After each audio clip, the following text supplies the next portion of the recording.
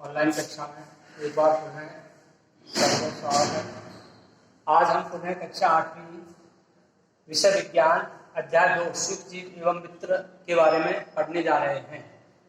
हमने आपको पिछले अध्याय में बताया था कि लाभदायक सुख जीवों के उपयोग के बारे में हम बता रहे थे।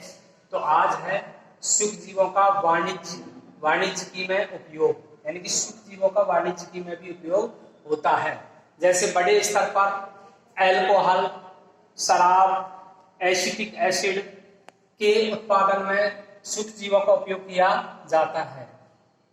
जौ, गेहूं, चावल एवं फलों के रस में उपस्थित प्राकृतिक शर्करा में ईस्ट द्वारा अल्कोहल एवं शराब का उत्पादन किया जाता है। अब आता है किण्वन। किण्वन किसे कहते हैं? तो किण्वन यानी कि चीनी के अल्कोहल में परिवर्तन की यह प्रक्रिया किण्वन अथवा फर्मेंटेशन कहलाती है।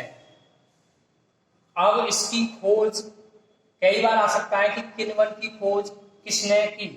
तो यहां मैंने आपको बताया है कि किण्वन की खोज 1857 में लुई पाश्चर ने की थी। उस वैज्ञानिक का नाम है लुई पाश्चर। अगला है सुख जीवों के औषधीय उपयोग क्या क्या है?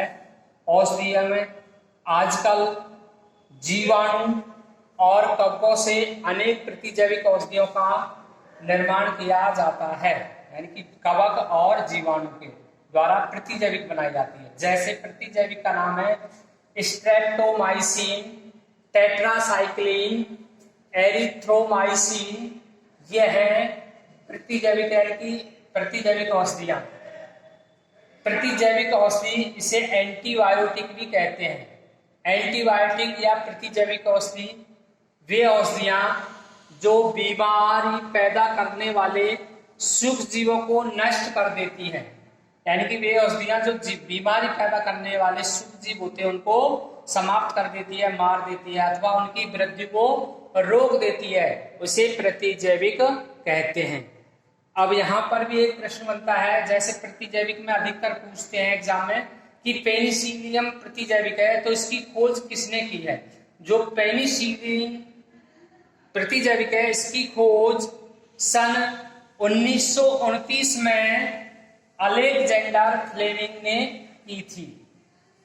अभी अपन को यह ध्यान रखना है, इसी प्रकार ये तो हुई जंतुओं की, मनुष्यों की बात, जीवों की बात। इसी प्रकार पशु और कुक्कुट में भी अनेक रोग पैदा हो जाते हैं। तो पशु एवं कुक्कुट आहार में भी प्रतिजैविक मिलाए जाते हैं। हम उनके भोजन में मिला देते हैं जिससे पशुओं को सुख जीवों की संचरण न हो, यानी सुख जीव उसमें अटैक न करें।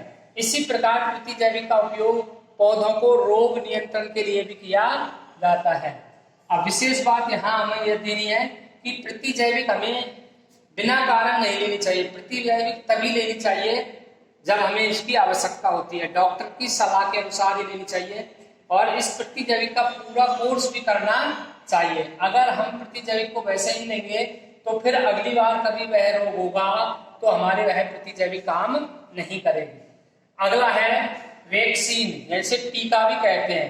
आपने देखा कि अधिकतर बच्चों में जो टीके लगाए जाते हैं कई रोगों के लगते हैं। जैसे पोलियो की ड्रॉप होती है, इसी प्रकार चेचस, हैजा, चेचा, इसके टीके लगाए जाते हैं। तो टीके क्यों लगाए जाते हैं? तो हम इसका भी ध्यान रखेंगे कि जब रोग कारक यानी कि कोई भी सूक्ष्म जीव हमारे शरीर में प्रवेश करता है, रोग कारक हमारे शरीर में प्रवेश करते हैं, जब प्रवेश करते हैं तो उनसे लड़ने के लिए हमारे शरीर की प्रतिरक्षी उत्पन्न करते हैं। कौन? वैक्सीन। शरीर को यह भी स्मरण कराता है कि वही सुख जीव अगर हमारे शरीर में पुनः प्रवेश करता है तो उससे फिर किस प्रकार लड़ा जाए। यदि मृत अथवा निष्क्रिय सुख जीवों को स्वस्थ व्यक्ति के शरीर में प्रविष्ट कराया जाए तो शरीर की कोशिकाएं उसी के अनुसार लड़ने के प्रतिरक्षी उत्पन्न करके रोग कारक को नष्ट कर देती है। यह प्रतिरक्षी हमारे शरीर में हमेशा के लिए बनी रहती है तथा रोग कारक सुख जीव से हमारी सदा के लिए सुरक्षा करती है। इस प्रकार टीका या वैक्सीन कार्य करता है। अब किस किस के टीके वो हमने आपको पहले बता दिया, फिर पुनः सुना। हैजा, क्षय, चेचक, हेपेटाइटिस जैसी अनेक बीमारियों के वैक्सीन या टीके द्वारा रोका जा सकता है। अब यहाँ पर भी एक प्रश्न और बनता है कि जैसे चेचक है, कई बार एग्जाम आ जाता है कि चेचक के टीके की खोज कब और किसने की।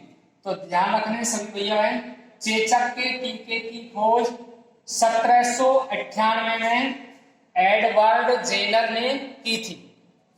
उन्हें सुने, चेचक के टीके की खोज 1798 में एडवर्ड जेनर ने की थी। अगला है मिट्टी की उर्वरकता में वृद्धि। जो मिट्टी की उर्वरकता में वृद्धि को उर्वरकता को बनाने के लिए भी ये सूक्ष्म जीव बहुत ही लाभदायक होते हैं। कुछ सूक्ष्म जीव क्या होते हैं? जीवाणु एवं नीले हरे शैवाल।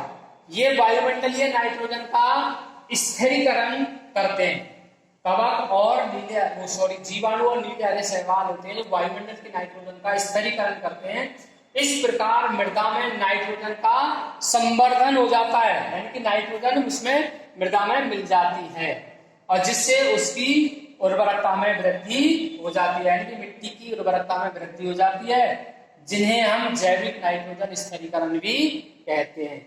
अब हमारा लाभदायक सूक्ष्म जीवों में एक लास्ट बिंदु है पर्यावरण का शुद्धिकरण, यानी कि पर्यावरण को शुद्ध करने के लिए भी सूक्ष्म जीव बहुत ही योगदान देते हैं। जैसे पर्यावरण में कोई भी पेड़ पौधे की पत्तियां है या कोई फल है, सब्जी या कोई छिलका है या इसके अलावा कोई मृत सूक्ष्म जीव है तो वो सड़ गल जाता है और सड़ गल के वह मिट्टी में मिल जाता है और वह बदबू समाप्त हो जाती है और उससे भूमि उपजाऊ हो जाती है।